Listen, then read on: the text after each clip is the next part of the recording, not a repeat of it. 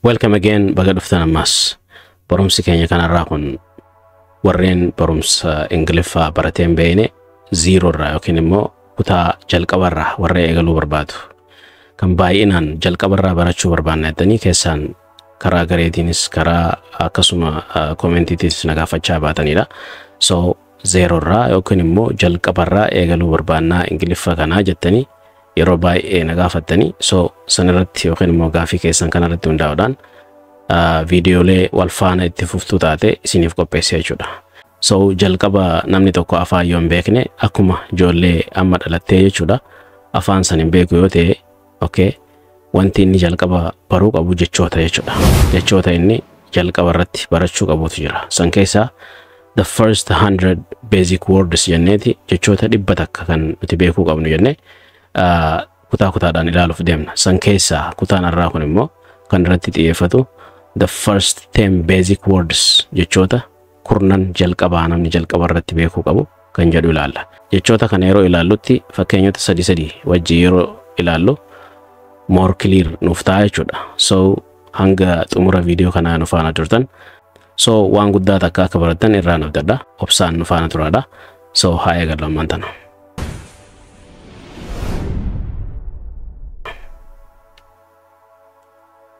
Jechi namni tokko jalqaba irratti akka nama afaan tokko yookiin akka nama afaan Ingiliffaa kana hin beeknetti barachuu qabu. Okay? Isa I jettu kana jechuudha. Ijoollummaanuu jalqaba yeroo reefu afaan bartu ana jechaa deemti miti. So akkasiyaatis akkuma sanii jechuudha. Ana jechaa eegaltaa jechuudha afaan. Ana jechuun Ingiliffaan I kan jedhu kana jechuudha. Akka itti barreeffamu akkana. Ani jechuudha. Fakkeenya ani wajjin deemu fakkeenyaaf I'm happy yon jedhe I am happy kan jettu dafee yeroo jedhu I'm happy jedha ani gammadaadha jechuudha. Okay? I like tea yon jedhe ani I like tea yon jedhe akkaan shaayii fedhuun himaa jira jechuudha.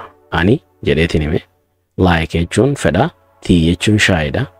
Okay? Fakkeenya inni itti aanu I can run I can run I can run.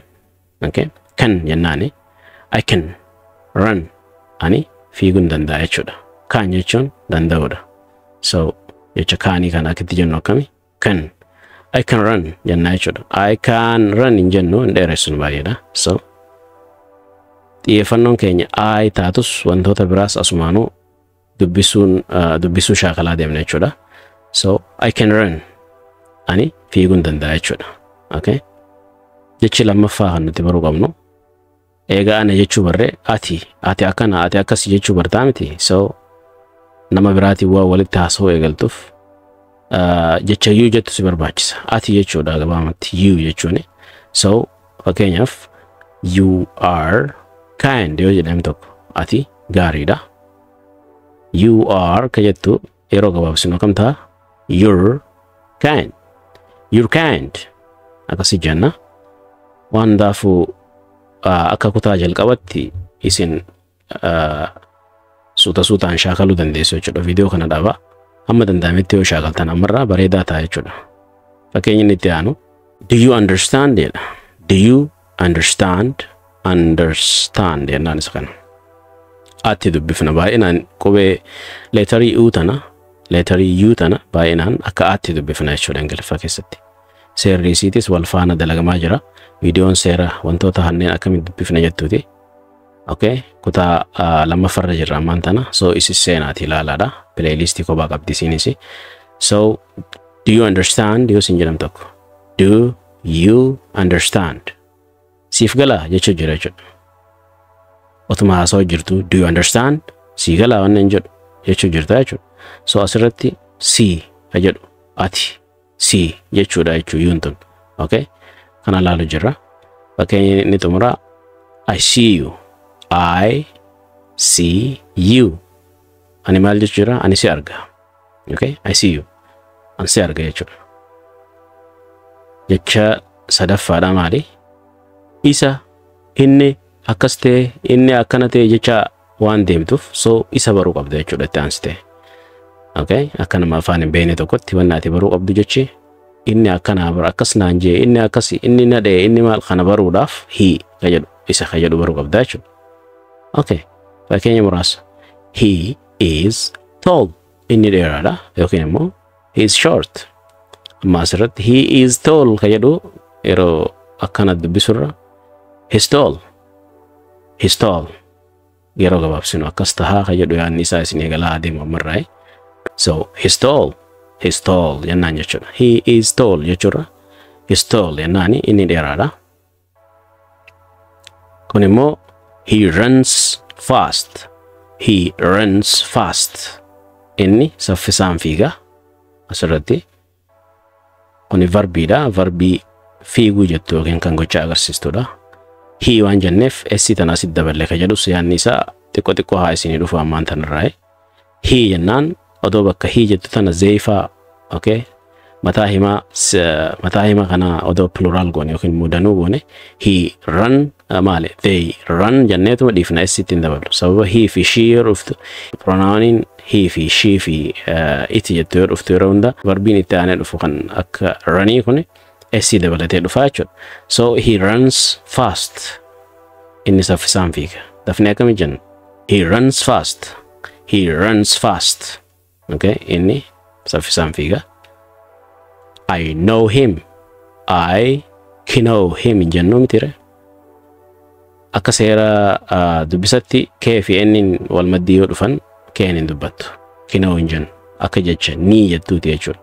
Jechi ni jettu jilba jechuun akkasi barraa kee fi enni wal bira dhufa. Sababa sanii enni dubbifnaa jechuudha. So I know him. I know him hin jennu ammas. I know. No jennee dubbisna. Nurraa wanni addasii godhu kana huu qayyadhu kana jechuudha. So I know him jenna malee I know him hin jennu. Now jechuun amma jechuudha waan ta'eef. Okay? Yookiin immoo I know him hin jennu no sin fakkeessu.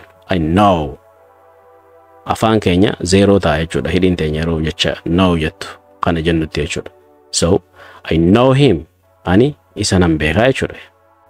Jecha arfaffatti dhufnee jirra. She jedhu beekuu qabda. Shin ishee yoo ta'u fakkeenyi inni jalqaba she's my friend. She is my friend jechuu jijjiiraadha qaramitti. She's my friend. She's my friend. She's jaati my friend jedhu qofatti guuta. She's my friend.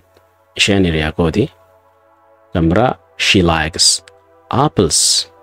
She likes apples. Maaliif kun SC qaba kunis maaliif SC qaba jettan. Apple jechuun maqaadha naawan jennaani. Naawaniin yoo heddummaate danuu ta'uu isaa agarsiisa. So SC'n naawanitti dabalamtu yeroo hundaa'u maali daneessituudha heddumeessituudha. SC'n garuu verbii kana dabalamte tan seera eessistu jechuudha. She fi he fi itiin dhufnaan akka reefu isiniin jedhe. Singular subjectii yoo dhufe jechuudha. Mataan himaa qeenxee yoo ta'ee dhufe verbiin itti aanee dhufu SC dabalatuu qaba jennuun sani. Asirratti immoo daneessituudha kun. Okay? Kuni maqaadha. Maqaa yoo SC'n itti dabalame yeroo hundaa'u hedduu ta'uu agarsiisa jechuudha. So she likes apples yeroo jennu isheen appilii jaalatti jechuudha. Okay? Achumaanuu jechi apple jettu tuni afaan Oromootiin maali? Afaan Arabaatiin tuffaa jedhaniin komentii jala naa kaa. Okay? Kataanu I help her jedha. I help her. I help her. Okay? Ani ishee maal godhe? Nan gargaaraa jechuudha kun immoo deeggara. So I help her jechuun ani isheen deeggaraa yookiin immoo isheen gargaara jechuu yoo ta'e asirratti jecha tana dogoggoraan akkan dubbisne her akkan jenne her jenne dafne her. I help her. I help her. Okay? Her jechuun rifeensa jechuudha. Akka saniin nurraa waliin fakkaanne jechuudha. Okay. Asirratti garaagarummaan her fi sheedhaa maali yoo jettan tuni subjectii taatee dhufte mataa himaa taatee dhufte. Asitti immoo objectii taatee dhufte jechuudha. Akka gochi waan irra raawwatamu taatee dhufte. So he fi himiinis tokko she fi herinis tokko garaagarummaan isaanii kun akka subjectitti yookiin gama duraa qofaan dhufaa kun yeroo hundaa'u gama boodaatiin dhufa jechuudha. Akkuma hiinis gama duraa dhufu yoo gama boodaatiin hii fiduu barbaanne him goonee finna jechuudha. Waa'ee giraamar yeroo barannu bal'inaatti deebina. So yaadni isaa hanga kun yoo isinii seene gahaadha ammaaf.